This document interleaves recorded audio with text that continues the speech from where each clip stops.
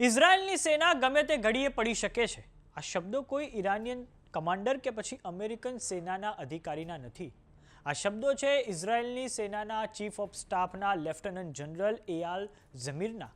ઇઝરાયલની સેના કેવી રીતે ઈરાન યુદ્ધમાં સંકટની સામે ઝઝૂમી રહી છે તે વાસ્તવિકતા હવે આ નિવેદનથી બહાર આવી ગઈ છે. ઇઝરાયલ આજથી 3 વર્ષ અગાઉથી એટલે કે ઓક્ટોબર 2023થી જ યુદ્ધમાં છે, જેના કારણે ઇઝરાયલની સેનાના chief of staff Eyal Zamir દ્વારા હવે ચિંતા વ્યક્ત કરવામાં આવી છે. તો આવો જાણીએ સમાચાર વિસ્તારથી. નમસ્કાર, જમાવટ સાથે હું છું પાર્થ.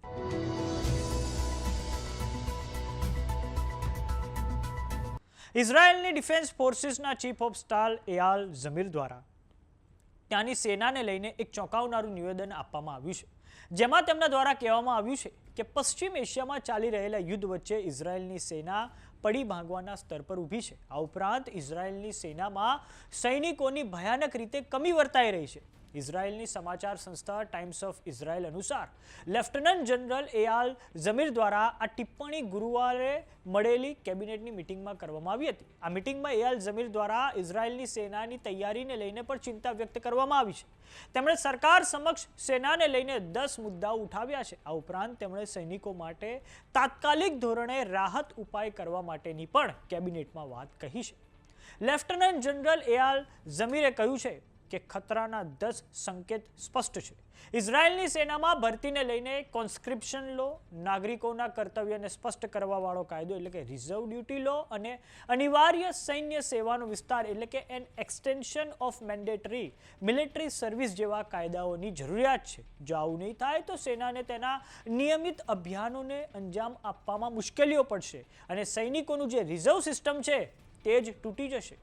આપને જણાવી દઈએ કે ઇઝરાયલ દ્વારા તેના પડોશી દેશ લેબનોનમાં હવે થોડાક સમય અગાઉથી ગ્રાઉન્ડ ઓપરેશન ત્યાં ઈરાનની જે પ્રોક્સી સેના છે જેનું નામ છે હિઝબુલ્લાહ તેની સામે શરૂ કરી દેવામાં આવ્યા છે. અને ઇઝરાયલ છેલ્લા લગભગ 900 દિવસથી યુદ્ધની સ્થિતિમાં છે, કેમ કે 2023ના વર્ષમાં ઓક્ટોબરની 7મી તારીખે ઇઝરાયલ પર હમાસ દ્વારા હુમલો કરવામાં આવતા તેણે હમાસની સામે યુદ્ધ છેડી દીધું હતું. આ પછી તેણે લેબનોનમાં મોરચો ખોલ્યો હતો અને હવે તો 41 કિલોમીટર લાંબી ગાઝા પટ્ટીમાંથી યુદ્ધ સમગ્ર પશ્ચિમ એશિયામાં સીધું જ પ્રાદેશિક સ્તરે ફેલાઈ ગયું છે. અને હાલમાં યુદ્ધ જેવા કપરા સંજોગોમાં ઇઝરાયલમાં 12,000 જેટલા સેનાના જવાનોની અછત વર્તાઈ રહી છે. આમ ઇઝરાયલની સેના જમીની સ્તરે હાલમાં તો ખૂબ મોટા પડકારોથી ઝઝૂમી રહી છે. અને હવે આવનારા સમયમાં અમેરિકાએ તૈયારી કરી લીધી છે કે તે ઈરાન પર જમીની સ્તરે આક્રમણ કરી શકે છે.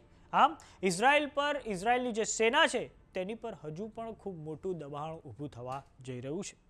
તો સમાચારોમાં અત્યારે બસ આટલું. જોતા રહો જમાવટ. જો તમે અમને યુટ્યુબ પર જોઈ રહ્યા તો સબસ્ક્રાઇબ કરો, જો તમે અમને ફેસબુક પર જોઈ રહ્યા તો ફોલો કરો. સાથે જ અમારી વોટ્સએપ ચેનલ આવી ગઈ છે, જોઈન કરવાનું ના ભૂલતા. નમસ્કાર.